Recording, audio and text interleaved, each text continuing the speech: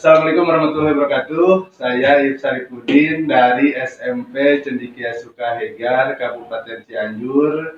Saya sedang melaksanakan pendidikan guru penggerak, khususnya pada pertemuan kali ini saya akan mewawancarai Bapak Kepala Sekolah SMP Cendikia Sukahegar yang ada kaitannya dengan demonstrasi kontekstual modul 3.1, pengambilan keputusan berbasis nilai-nilai kebajikan sebagai pemimpin. Kaitannya dengan materi saya, tentunya ini sangat relevan terhadap penggalian pengalaman yang berasal dari pimpinan saya, Bapak Kepala Sekolah SMP Cendikia Sukahegar, dalam menentukan nilai-nilai kebajikan sebagai pemimpin yang beliau sudah ambil keputusannya di waktu-waktu sebelumnya mungkin Bapak ya. Tapi sebelumnya saya akan memberikan ruang dan waktu kepada Bapak Kepala Sekolah untuk memperkenalkan diri terlebih dahulu. Silakan Pak. Ya, Assalamualaikum warahmatullahi wabarakatuh. Nama saya Dery Busairi, Kepala Sekolah SMP Cendikia Sukahegar. Dan SMP Cendikia Sukahegar ini yakni diamanahi diberi kepercayaan oleh Kementerian Pendidikan dan Kebudayaan, Riset dan Teknologi, yakni menjadi sekolah penggerak yang untuk perkenalan saya cukup ya Pak ya. Baik Bapak, terima kasih atas perkenalannya dan terima kasih juga atas waktu yang begitu padat Bapak di hari-hari ini, dan alhamdulillah Bapak bisa menyempatkan waktu untuk saya untuk berkontribusi terhadap tugas saya sebagai guru penggerak tentunya di angkatan 6 ini. Baik Bapak, gimana kabarnya hari ini? Alhamdulillah baik. Sehat ya Pak ya? Sehat. Meskipun ya kondisi sekarang hari ini cuaca tidak menentu, tapi alhamdulillah kita dalam keadaan sehat. Baik Bapak, sesuai dengan apa yang saya disampaikan di awal pertemuan tadi, bahwa saya sedang melaksanakan tugas pendidikan guru penggerak, yang mana tugas ini harus mewawancarai pemimpin kepala sekolah. Tentunya Bapak sebagai pimpinan saya, tentunya Bapak akan diharapkan memberikan pengalaman-pengalaman yang bermakna ya Pak ya, tentang pengambilan keputusan, tentunya dengan basis-basis nilai kebajikan sebagai pemimpin. Saya yakin Bapak memiliki keputusan-keputusan dalam mengambil sikap Bapak untuk memutuskan setiap masalah itu dengan segudang pengalaman dan nilai-nilai yang sangat bermanfaat baik untuk Bapak sendiri ataupun dalam secara keseluruhan ekosistem sekolah. Baik Bapak, kita lanjut saja ya Pak ya. Berdasarkan pengalaman Bapak sebagai kepala sekolah, keputusan apa yang menurut Bapak sebagai keputusan yang bermakna atau terbaik atau memberikan tantangan tersendiri yang harus Bapak putuskan dengan situasi yang dihadapi atau dengan berbagai pertimbangan dan tantangan. Jadi silakan Bapak disampaikan aja dulu keputusannya itu apa. Mungkin untuk penjelasannya nanti ada pertanyaan-pertanyaan selanjutnya. Silakan Pak. Keputusan yang dianggap paling sulit dan paling bermakna yaitu bagaimana tentang upgrading guru menjadi profesional, yakni dibentuk dengan istilah Kompak CS. Jadi Kompak CS itu komunitas praktisi Cendikia Sukahegar. Berarti tentang itu ya Pak, kelompok belajar ya. Kelompok belajar. Bisa diceritakan sedikit yang melatar belakangi lahirnya komunitas belajar itu? Apakah ada tuntutan himbauan dari guru penggerak atau misalkan sekolah penggerak, atau ini pure dari Bapak atau secara keseluruhan? Secara holistik, saya sebagai kepala sekolah bagaimana mendengar suara dari anak-anak, bagaimana keluhan dalam belajar. Ada yang sering pagi, orang tua mengeluhkan tentang bagaimana kejelasan jam, bagaimana siapa gurunya, guru-gurunya yang ada merasa enjoy dengan hanya materi yang disampaikan gitu. Jadi tidak ada dalam dirinya bagaimana merasa dosa dalam pencapaian satu pembelajaran, tidak merasa dosa apabila anak tidak digiring dalam mencapai satu CP atau sampai pembelajaran. Berarti kompak ini menaungi dalam apa ya, musyawarah atau diskusi tentang kualitas belajar salah satunya. Iya. Oh, baik Pak, terima kasih ya. Ini tentunya nanti ada putusan yang tentang kompak itu sendiri. Kita lanjut ya Pak ya ke pertanyaan yang selanjutnya. Selama ini bagaimana Bapak dapat mengidentifikasi kasus-kasus yang merupakan dilema etika atau rujukan moral Pak? Seperti itu. Oke, sebelum ke latar itu saya sampaikan dulu keberadaan sekolah kita. Sekolah kita itu tidak dikelilingi dengan pagar, Pak. Iya. Jadi ketika anak mau kabur, itu sulit kita memantaunya, kabur aja, tidak ada pembatas, tidak ada gerbang, tidak ada apa.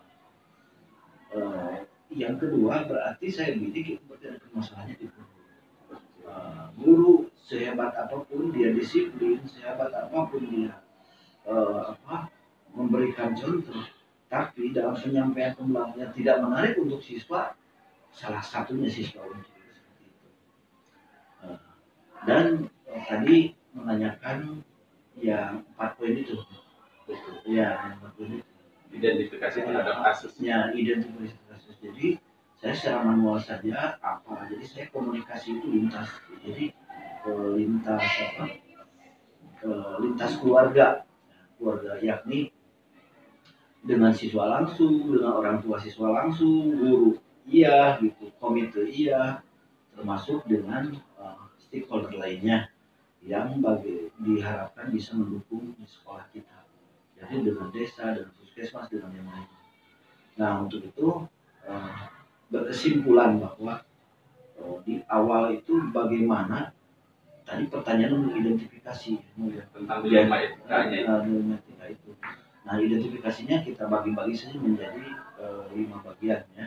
Pertama individu lawan kelompok. Jadi individu vs community.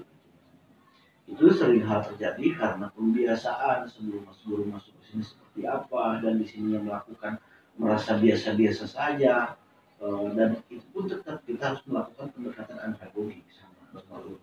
Jadi kita tidak bisa menyelesaikan secepat dengan siswa. Kalau siswa kan misalnya udah dimarahin satu kelas, ini dihukum semuanya udah beres masalah di situ, diberi pemahaman. Tapi kalau guru harus memiliki pendekatan emosional, ya, pendekatan profesional. Awalnya tetap harus emosional dulu gitu, karena kalau sudah emosionalnya sudah kena duluan, insya Allah akan menerima. Tapi kalau kita lurus dalam satu arahan, satu arah komunikasinya, daulah masuk biasanya untuk analogi gitu ya. Yang kedua rasa keadilan, rasa kasihan. Ini keadilan dan kasihan ini kayak sulit dibedakan, tapi mudah sesungguhnya. Kalau kasihan itu orang tak beralasan sudah melihat sikapnya saja udah perlu dikasihani, itu kasihan mudah saja. Tapi keadilan diporsikan pada mereka yang mengikuti SOP atau yang mengikuti aturan, gitu. Jadi keadilan di sini bukan berarti si A salah si B benar, akan tetapi keadilan itu bagaimana dirumuskan, dilibatkan. Ingat dalam kata pelatihan tahun 2006 saya dari USAID, United States Agency Independent dan Development dari Amerika, yakni katakan mungkin aku lupa, tunjukkan mungkin aku tidak ingat, libatkan aku biar aku mengerti. Luar biasa. Nah, itu mungkin itu sama dengan, dan terus kebenaran lawan kesetiaan. Pak Menteri sendiri, Pak Mendikbud sendiri, Mas Menteri viralnya bilangnya Mas Menteri sendiri, ternyata ya loyalitas itu tidak cukup. Orang loyal terhadap kita, orang setia terhadap kita. Maksud kita itu lembaga, bukan saya yang lembaga. Loyal terhadap anak-anak, pagi hadir, terus sampai siang hadir. Berapa puluh tahun mereka demikian, pas Menteri terjun ke satu pulau terpencil, ternyata tidak cukup mengantarkan pada capaian atau tujuan pendidikan nasional. Jadi harus ditimbang dengan profesi. Tapi bagaimanapun kesetiaan itu modal awal gitu. ya kita sentuh itu dan kita dorong gitu, maksudnya kita motivasi gitu. Dan motivasi ini bagaimana supaya ditingkatkan. Terus tadi jangka pendek lawan jangka panjang. Jadi maksudnya short time versus long time, maksudnya gitu. Lebih ke Dampaknya. Dan kita ingat dalam satu teori di Local Government Support Program LGSP yang diadakan pemerintah waktu itu kerjasama dengan LSM dari luar negeri itu mengatakan bahwa gini, kita tidak berfokus hanya input, proses dan output saja. Saya rasa di bidang lain juga bisa bagaimana menciptakan bata merah. Setelah itu bata merah diciptakan lalu dipasarkan, udah selesai di situ. Tapi habis dari situ bagaimana impactnya, bagaimana nilai jualnya, bagaimana impactnya. Jadi saya berharap pendidikan di sini ketika guru berbicara masalah anggaran hari ini, karena kenapa tidak ada, saya istilahkan di RAB, di RAKS, bahwa anggaran yang di jangka pendek itu masuk dalam anggaran tahunan. Jadi bukan masalah anggarannya, tapi bagaimana pencapaiannya, gitu maksudnya. Saya bilang besar anggaran karena biasanya orang-orang yang, mohon maaf dalam sini, selalu berpikir pendek itu bagaimana uang apa yang dia dapat, gitu. Tapi ketika berbicara outcome dan nilai jual dan impactnya, dia lemah. Baik, Bapak, target ya. Dari keempat ini biasanya yang paling lebih merasakan apakah itu rasa keadilan lawan rasa kasihan, apa kebenaran lawan kesetiaan yang sering hadir jadi pertimbangan dilema etika Bapak itu dari keempat ini? Mungkin bisa memilih satu atau dua itu. Dua saja, rasa keadilan dan rasa kasihan, dan jangka pendek dan jangka panjang. Jadi dua hal itu yang sering Bapak dilematis mungkin Pak ya. Iya, karena satu sisi butuh eksistensi sekolah itu, eksistensi keadilan dulu, di satu sisi juga butuh profesional. Cita-cita karena kita yayasan lembaga swasta, cita-cita ingin mensejahterakan. Ukuran satu mensejahterakan itu dalam artian bagaimana memberikan reward, bagaimana memberikan jaminan kesehatan, bagaimana jaminan tabungan hari tua, dan bagaimana juga salary yang kita berikan. Berarti ya terutama dengan kaitan dengan kompak juga ya Pak ya, terhadap program-program komunitas belajar yang tadi yang sangat luar biasa sekali tadi Bapak ulas gitu Pak ya. Nanti kita bahas lagi di pertanyaan-pertanyaan selanjutnya. Kalau yang satu lagi itu dibahas yang individu melawan kelompok itu. Udah cukup Pak. Udah cukup. Mewakili aja. Baik Bapak, wah ini jawabannya luar biasa nih, berdasarkan pengalaman Bapak ini kan real gitu kan, tanpa ada rekayasa apapun gitu kan. Ya, terima kasih atas jawabannya untuk nomor 2 yang begitu luar biasa. Sekarang kita ke pertanyaan selanjutnya di 3 pertanyaan yang akan saya berikan. Selama ini bagaimana Bapak menjalankan pengambilan keputusan di sekolah, terutama untuk kasus-kasus di mana ada 2 kepentingan yang sama-sama benar atau sama-sama mengandung nilai kebajikan. Gitu. Jadi Bapak bisa memberikan gambaran secara umum dalam mengambil suatu keputusan apakah sesuai dengan 9 langkah atau tidak. Mungkin sederhana saja Pak.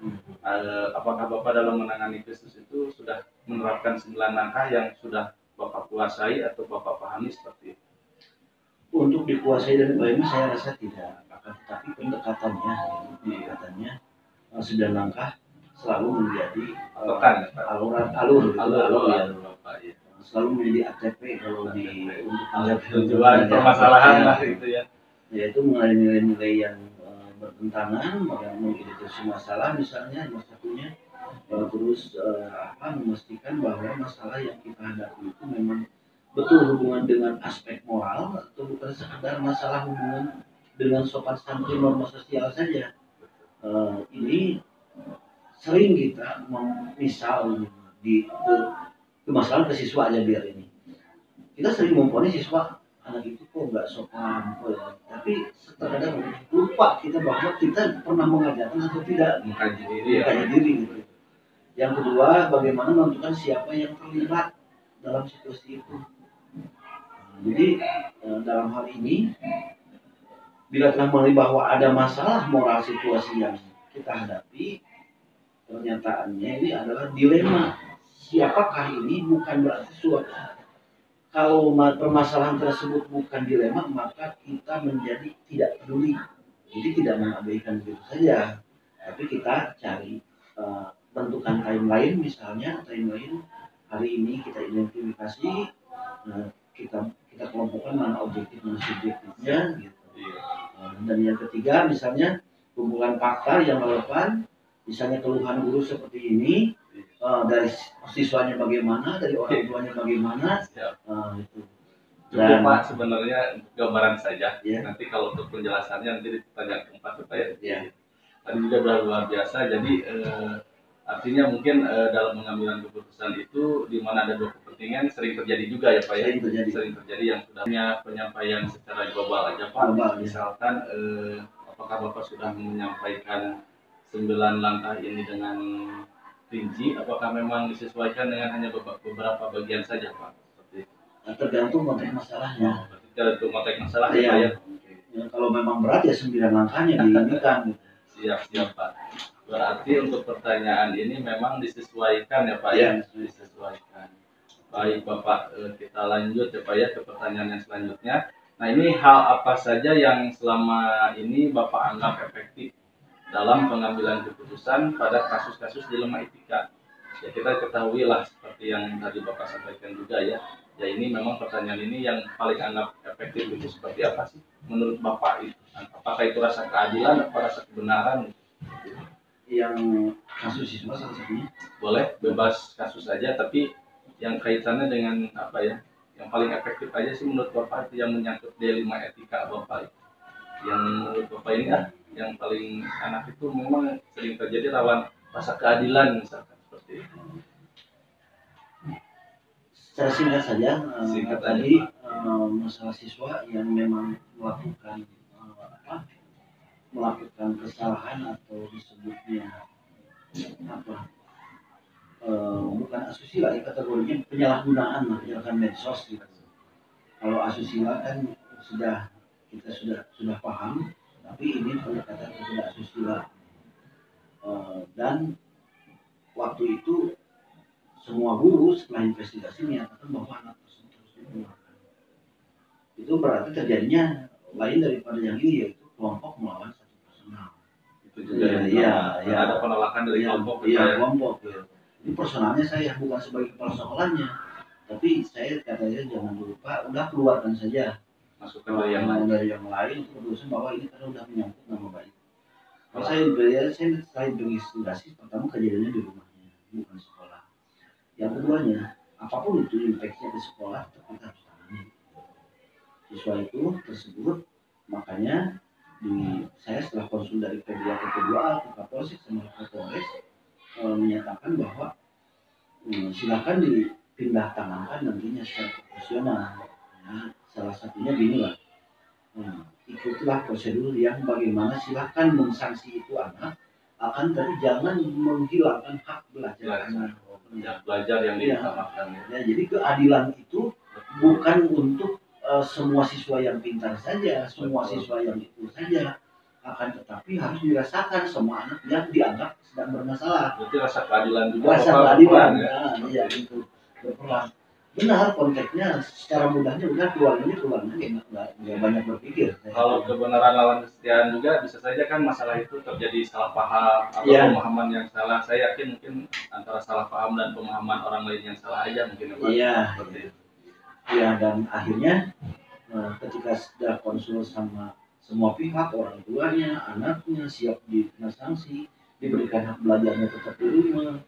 Akhirnya keputusannya dan memberikan pemahaman kepada teman-teman guru, memberikan pemahaman kepada setiap kelasnya.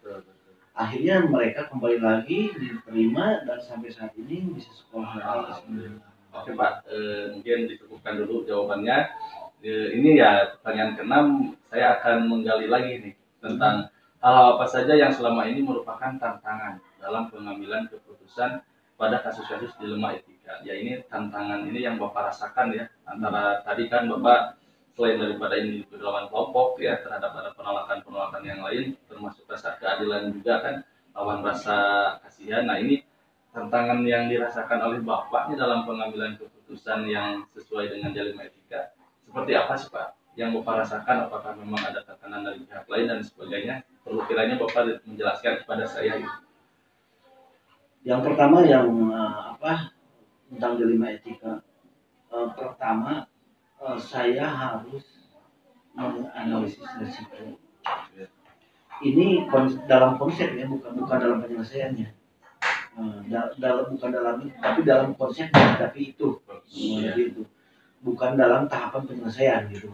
Maksudnya ya memang kalau di soal ini kan hal apa aja yang merupakan tantangan sih, yang merasa Bapak tertantang itu karena memang Bapak terpacu ingin menyelesaikan masalah. Apakah memang ada tuntutan dari berbagai pihak?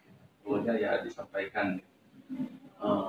Sebenarnya masalah itu kan harus lebih mendewasakan. Nah, maksudnya bukan masalah itu bukan dihindari atau dilawan dengan satu kekuatan. Misalnya guru dilawan sama kekuatan kepala sekolah. Nah, jadi motivasi saya sekecil apapun masalah itu harus menjadi cerminan kedewasaan. Motivasi saya untuk menyelesaikan sedemikian. Teknik pemecahannya ya Pak? Ya, teknik pemecahannya. Akan tetapi pendekatan andragogik ini tidak mudah.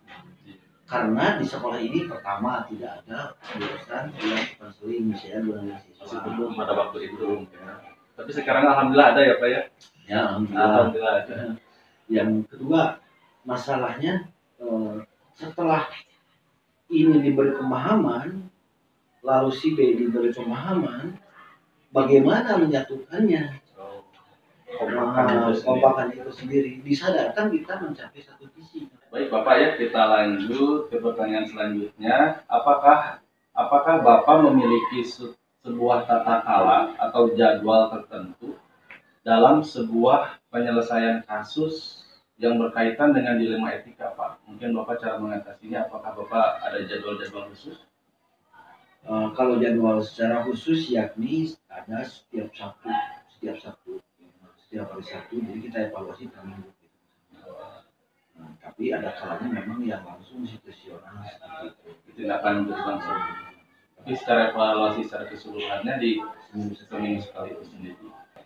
Baik Bapak, kita lanjut lagi ke pertanyaan selanjutnya. Adakah seseorang atau faktor-faktor apa yang selama ini mempermudah atau membantu Bapak dalam pengambilan keputusan dalam kasus-kasus dilema etika? Mungkin siapa sih yang Bapak libatkan selain daripada Bapak? Tentunya berbagai komponen yang banyak membantu memudahkan kurikulum, kesiswaan misalnya. Terus juga tidak lepas dari Pak Komiternya dan orang tua.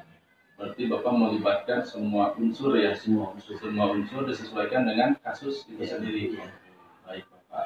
Nah Bapak, ini terakhir, dari semua hal yang telah disampaikan, pembelajaran apa yang didapat yang Bapak bisa petik dari pengalaman Bapak mengambil keputusan yang ada kaitannya dengan dilema etika Pak? Dari semua hal, baik Bapak, kita lanjut ya. Dari semua hal yang telah disampaikan, pembelajaran apa yang dapat Bapak petik dari pengalaman Bapak mengambil keputusan yang ada kaitannya dengan jalima etika? Mungkin hikmah atau manfaatnya yang Bapak ketahui dari segudang permasalahan yang sudah Bapak putuskan gitu Pak. Dari berbagai masalah karakter yakni tentang dari mana di sisi yang perlu diperbaikinya, ternyata orang tersebut dalam hal ini misalnya dalam hal mentalnya jadi memunculkan karakter arogansi yang sangat pendek misalnya. Dari situ diambil hikmah, ternyata diferensiasi itu bukan hanya untuk siswa juga, tapi hanya untuk guru. Nah, apa yang bisa diambil hikmah dari situ, yakni kesempurnaan itu tidak ada dalam diri seorang, bahkan saya seorang pemimpin sendiri tidak ada. Nah, tapi kesempurnaan itu ketika musyawarah mencapai mufakat dari evaluasi diri dan refleksi. Jadi lebih ke karakter, lebih ke nilai-nilai musyawarah, iya. Pak ya, seperti itu. Baik Bapak, terima kasih atas kesempatan waktu dalam wawancara saya terhadap Bapak. Ternyata saya bisa menggali pengalaman-pengalaman Bapak dengan berdasar analisa ya Pak ya, dan beberapa pertanyaan yang saya berikan kepada Bapak, semuanya itu luar biasa Pak. Terima kasih atas waktunya ya. Mungkin di pertemuan kali ini wawancaranya selesai. Saya sudah mewawancarai Bapak Dery ya, selaku Kepala Sekolah SMP Cendekia Sukahegar, dan alhamdulillah tahap wawancara berdasarkan dengan runtuyan pertanyaan dapat kita ambil hikmah yang begitu luar biasa. Terima kasih Bapak atas kesempatannya. Mungkin ada yang mau disampaikan untuk saya atau memang secara keseluruhan Pak, refleksi aja terhadap apa ya, pembelajaran saya yang mengaitkan dengan pengalaman Bapak. Silakan Pak. Jujur adanya guru penggerak di sekolah ini, angkatan 6 dan angkatan 7 cukup membantu sekali dalam regulasi kepemimpinan. Untuk masalah belajar, insya Allah saya pernah undang satu siswa mengenai medsos, TikTok, dan mengedit video hasil karya belajar di TikTok. Ada siswa itu mencontohkan apa kepada teman-teman guru, belajar itu sangat luas, tidak memandang siapa itu bawahan atau atasan. Yang penting hikmah daripada wawancara yang disampaikan pertama menambah ilmu buat saya bagaimana memimpin, karena tidak ada konsep abadi yang benar, apalagi di era kurikulum merdeka ini mengutamakan merdeka belajar, bagaimana rasa merdeka itu dirasakan sama anak. Yang kedua, saya memotivasi pada guru penggerak, jadilah pemimpin di periode setelah kita, setelah generasi kita, karena tantangannya itu akan mungkin lebih hebat dan yang tidak pernah terpikirkan sama kita. Bahkan nyaris di bangku kuliah pun tidak ada rumus menyelesaikan masalah konseptual yang ada terjadi hari ini. Itu saja. Ya, terima kasih Bapak atas waktunya. Kita tutup saja wawancara kali ini. Terima kasih juga atas semua tim pendukung dari mulai kameramen dan juga ketersediaan Bapak. Baik Bapak, terima kasih. Assalamualaikum warahmatullahi wabarakatuh.